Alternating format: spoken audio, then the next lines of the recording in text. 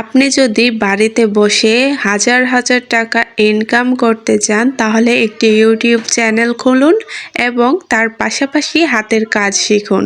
আপনার নিজের ইচ্ছে পূরণ করুন এবং সময়গুলোকে কাজে লাগান। হ্যালো এভরিওয়ান, আসসালামু আলাইকুম। কেমন আছেন সবাই? আশা করছি যে যেখানে বসে আমার এই ভিডিওটি দেখছেন আল্লাহর অশেষ রহমতে সবাই অনেক বেশি ভালো আছেন।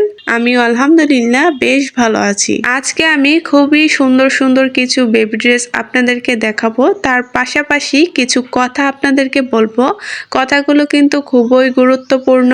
আশা করছি আপনাদের কাছে ভিডিওটি অনেক বেশি ভালো লাগবে। প্রথমে আমি হাতের কাজ নিয়ে আপনাদের সাথে কিছু কথা বলবো, যেগুলো কিনা নতুন যারা হাতের কাজ করছে তাদের জন্য কথাগুলো অনেক বেশি গুরুত্বপূর্ণ হবে। তো প্রথমেই আমি বলবো যে আপনারা যারা হাতের কাজ করছেন বা করতে চাচ্ছেন তারা কিন্তু হাতের কাজটা মনোযোগ দিয়ে করুন। হাতের কাজ দিয়ে কিন্তু আপনারা অনেক কিছু করতে পারবেন। যারা ভাবছেন যে কিভাবে শুরু করব, কিভাবে কি করতে হবে সেটা তো জানি না, আপনি কিছু বলেন। তো আমি তাদেরকেই বলবো যে কিভাবে শুরু করব, কিভাবে করব এটা না ভেবে আপনারা কাজটা শুরু করে দিন, দেখবেন সফলতা আপনি ঠিক পাবেন। হাতের কাজ কিন্তু এমন একটি কাজ, এটা কিন্তু সবাই পারে না, সবার দ্বারা এই কাজটি করা সম্ভব হয় না। হাতের কাজটা কিন্তু খুবই ধৈর্যের একটি কাজ। যত ধৈর্য নিয়ে আপনি কাজ করবেন কাজটা ততটাই ভালো হবে।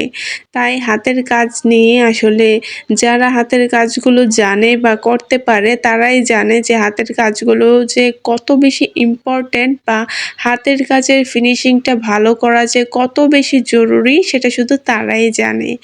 যারা নতুন হাতের কাজ করছেন তারা কিন্তু এই হাতের কাজগুলো একটু ভালোভাবে করার চেষ্টা করবেন। অনেকেই বলে যে আমিও হাতের কাজ করতে পারি কিন্তু কিভাবে সেল করব সেটা বুঝতে পারছি না, কেউ তো আমার কাছ থেকে ড্রেস নিচ্ছে না। আপনাকে বলবো যে প্রথম অবস্থাতে তো কেউ জানে না যে আপনি ড্রেস বানাচ্ছেন বা সেল করতে যাচ্ছেন। তার জন্য আপনাকে প্রথমত কিছু ড্রেস স্টক করতে হবে।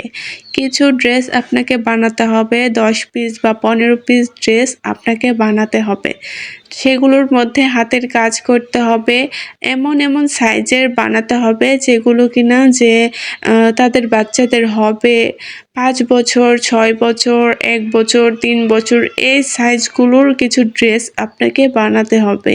তাহলে দেখবেন যাদের বাচ্চার হয়ে যাবে তারা কিন্তু আপনার কাছ থেকে ড্রেসগুলো নিয়ে নেবে। আর ড্রেসগুলো নেওয়ার আগে আরেকটা কথা আছে যে আপনাকে কাপড়ের কোয়ালিটি ভালো করতে হবে, হাতের কাজের ফিনিশিং ভালো করতে হবে, কাপড় এবং সুতার কালার কম্বিনেশনটা সুন্দরভাবে চয়েস করে নিতে হবে। এই দিকগুলোর কিন্তু অনেক অনেক কিছু কিছু দিক রয়েছে। তো এই রুলসগুলো যদি আপনি মানতে পারেন তবেই আপনি ড্রেস সেল করতে পারবেন, একটি বিজনেস শুরু করতে পারবেন। প্রথম অবস্থাতে কিন্তু এই বিষয়গুলো অনেক বেশি কঠিন হয়ে থাকে যে কিভাবে শুরু করবে, কিভাবে না করবে। আবার অনেকে আমাকে কমেন্ট করে যে আপু আমি ড্রেস বানাতে পারছি, সবই আমি করতে পারছি, কিন্তু আমি প্রাইসগুলো কিভাবে নির্ধারণ করব সেটা আমি বুঝতে পারছি না। তাদেরকে বলছি আপনি প্রাইসটা কিভাবে নির্ধারণ করবেন। তো প্রথমে আমার দিকটাই বলি আমি কিভাবে একটি ড্রেসের প্রাইস নির্ধারণ করি। প্রথমে আমি ধরেন যে আমি 2 বছরের বাচ্চার জন্য একটি ড্রেস বানাচ্ছি। তো সেই 2 বছরের বাচ্চার ড্রেসের জন্য আমার 1.5 থেকে 2 গজের মতো কাপড় লেগেছে। তো এই কাপড়ের প্রাইসটা আমি লিখে রাখবো। তারপর এটা যে আমি মেশিনে সেলাই করব 2 বছরের বাচ্চার ড্রেসের সেলাইয়ের প্রাইসটাও আমি লিখে রাখবো। তারপর আমি যে হাতের কাজ করব সেটার মধ্যে যে আমি সুতাগুলো ইউজ করছি, কতটুকু সুতা লাগছে, কতটুকু সময় লাগছে, কাজটা আমার যে করছি সেটাতে কত টাকা আমি রাখবো। মানে প্রথমে তো আপনি নিজে কাজ করবেন, তাই না? যখন আপনার বেশি বেশি ড্রেসের অর্ডার আসবে তখন কিন্তু আপনার কর্মীর প্রয়োজন হবে। তো সেই কর্মীকে দিয়ে যদি আপনি এই ড্রেসটি সেলাই করান, তাহলে সেই কর্মীকে আপনি কয় টাকা দিতে চাচ্ছেন। তো এইটাও আপনি আলাদাভাবে লিখে রাখবেন। নিজে করছেন বলে যে এটার প্রাইস আপনি বাদ দিয়ে দিবেন, বিষয়টা তেমন না। আপনি মনে করবেন যে আপনি একটি কর্মীকে দিয়ে কাজ করাচ্ছেন আর তাকে সেই মজুরিটা দিচ্ছেন। তো এভাবেই কিন্তু আপনি একটি ড্রেসের প্রাইস নির্ধারণ করবেন। তারপর যখন দেখবেন সবকিছুর প্রাইস আপনি লিখে রেখেছেন, তারপর দেখবেন যে সেখানে কত টাকা হয়েছে। ঠিক আছে? তো এটার প্রাইসটা নির্ধারণ করার পর আপনি একটি ড্রেসের মধ্যে কতটুকু লাভ রাখতে চাচ্ছেন, এটা হচ্ছে আপনার ব্যক্তিগত ব্যাপার। তো এই সবকিছু মিলিয়ে কিন্তু একটি ড্রেসের প্রাইস নির্ধারণ করা হয়। আমি কিন্তু এভাবেই ড্রেসের প্রাইস নির্ধারণ করে থাকি। বাকি সবাই কি করে আমি সেটা জানি না। অনেকেই বলে যে আপু আপনি ড্রেসের প্রাইসটা বেশি নিচ্ছেন, অন্যান্য পেজে তো ড্রেসের প্রাইস আরও কম। তো আপনাদেরকে বলছি, আপনারা যদি অন্যান্য পেজে ড্রেসের প্রাইস কম দেখেন তাহলে তাদের থেকেই নেন ড্রেস, সমস্যা নেই। আমার কাপড়ের কোয়ালিটি, হাতের কাজের ফিনিশিং সব কিছু মিলিয়ে আমার যেটা মনে হয় আমি সেটাই আপনাদেরকে বলে থাকি। তারপরেও যদি আপনাদের মনে হয় ড্রেসের প্রাইস বেশি হচ্ছে তাহলে কিছু করার নেই। যেই পেজে কম পাচ্ছেন সেই পেজ থেকেই আপনারা ড্রেসগুলো নেন, সমস্যা নেই। আমি কিন্তু প্রত্যেকটা ড্রেসের ভেতরে ইনারের কাপড় ইউজ করে থাকি। সব কিছু আমি ভালো করার চেষ্টা করি। এর জন্যই মূলত আমার প্রাইসটা বেশি পড়ে যায়। আর আমার কাছে মনে হয় না যে এটা খুব বেশি প্রাইস। আপনারা কিন্তু মার্কেট থেকে গিয়ে এর থেকে ডাবল দামেও আপনার কাপড় কিনে আনেন। অথচ আমরা যখন এই হাতের কাজগুলো এত পরিশ্রম করে আমরা হাতের কাজগুলো করি, যখনই আপনাদের কাছে আমরা প্রাইসটা বলে থাকি তখনই আপনাদের মনে হয় যে আমরা প্রাইসটা বেশি বলছি। তো এই বিষয় নিয়ে আসলে আমার আর কিছু বলার নেই। আসলে যাদের মনে হবে ড্রেসগুলো নেওয়ার দরকার তারাই শুধুমাত্র ড্রেসগুলো নিবেন। তো এখন আসি ইউটিউবের কথায়, যে যারা ভিডিও কিভাবে ভাইরাল করবেন বা ভিডিও আপলোড করলে কেন মানে এসইওটা কিভাবে করবেন, যারা এই বিষয়গুলো জানেন না, তো তারা যদি আমার কাছ থেকে এই বিষয়গুলো জানতে চান আমাকে কমেন্ট করে জানাবেন, তাহলে আমি এই বিষয়ে আপনাদের সাথে কথা বলবো বা কিভাবে সেটআপগুলো করতে হয় সেটাও আপনাদের সাথে শেয়ার করব ইনশাআল্লাহ। তবে সেটার জন্য যদি আপনারা সেই কথাগুলো যদি জানতে চান তবেই আমি বলবো, তাছাড়া কিন্তু আমি বলবো না। তো আমি প্রথমেই বলছিলাম যে ঘরে বসে যদি আপনারা হাজার হাজার টাকা ইনকাম করতে চান তাহলে একটি ইউটিউব চ্যানেল খুলে ফেলুন, অথবা আপনি হাতের কাজ শুরু করে দিন। তো হাতের কাজটা আসলে সবাই কিন্তু অত একটা গুরুত্ব দেয় না যে হাতের কাজ করে আর কি হয়। হাতের কাজটা আপনি করেই দেখুন হাতের কাজ করে কি হয়, কি সফলতা আপনি অর্জন করতে পারেন। এটা আসলে আমরা এমনিতেই বলতে পারবো না। তো আপনারা যারা কাজটাকে গুরুত্ব দিচ্ছেন না তারা কাজটাকে গুরুত্ব দিন, মন দিয়ে কাজটা করুন, দেখবেন সফলতা আপনার দুয়ারে এসে দাঁড়াবে ইনশাআল্লাহ। আজকে দেখুন আপনাদেরকে কিন্তু খুবই সুন্দর সুন্দর কিছু ড্রেস দেখাচ্ছি, মানে সবগুলো ড্রেস কিন্তু মাশাআল্লাহ অনেক বেশি সুন্দর।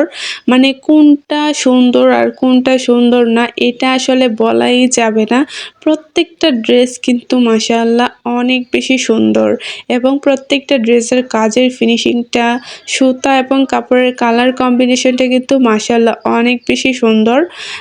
আশা করছি যারা ড্রেস কিভাবে সেল করবেন বা ড্রেসের প্রাইস কিভাবে নির্ধারণ করবেন এটা সবাই আশা করছি বুঝতে পেরে গিয়েছেন।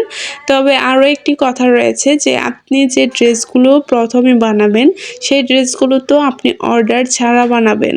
তো তার জন্য কিন্তু আপনাকে খুব ভালোভাবে সুতা এবং কাপড়ের কালার কম্বিনেশনটা চয়েস করে নিতে হবে, তাহলে যেন যে কেউ দেখলে আপনার ড্রেসটা পছন্দ করে ফেলে এবং যে কেউ যেন আপনার ড্রেসটা নিয়ে যায়। আর সব সময় হাতের কাজের ফিনিশিংটা ভালো করার চেষ্টা করবেন, কাপড়ের কোয়ালিটিটা ভালো করার চেষ্টা করবেন।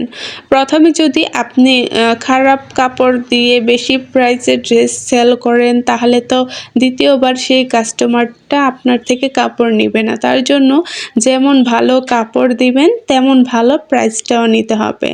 আমি কিন্তু প্রথম যখন হাতের কাজের ড্রেস সেল করতাম তখন খুবই কম প্রাইসে আমি ড্রেস সেল করতাম, মানে খুবই কম, মানে কি বলবো যে অনেক কমে আমি ড্রেসগুলো প্রথম সেল করতাম। কিসের জন্য করতাম? সেল বাড়ানোর জন্য আমি প্রথমে খুবই লস প্রাইসে ড্রেসগুলো সেল করতাম। আবার এমনকি প্রথম কিন্তু আমি যে মেশিনে সেলাই করেছি সেটার দামটা বাদ দিয়ে দিতাম। আবার যে আমি হাতের কাজ করেছি সেটার দামটাও আমি বাদ দিয়ে দিতাম। কেন জানেন? সেল বাড়ানোর জন্য।